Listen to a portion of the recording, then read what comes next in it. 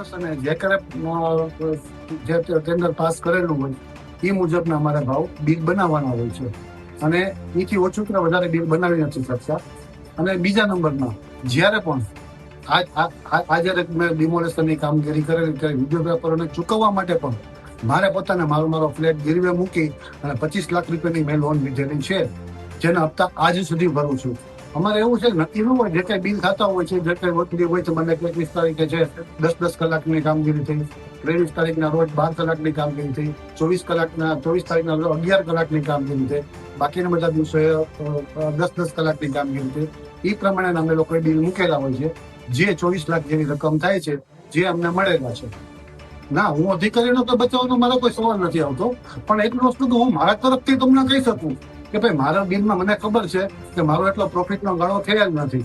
તો અધિકારીઓને ખબર છે કે ભાઈ આ હિતેશ છે એનું એક ઓથેન્ટિક બિલ છે કે આની પાસે તે પૈસા માગી શકાય એવું પણ નથી, અને હું મેં આપ્યા, કોઈ માંગ્યા નથી મારી પાસે, અને મેં કોઈ આપ્યા નથી. તો પછી મારે અધિકારીને બચાવવાનો કોઈ સવાલ નથી આવતો.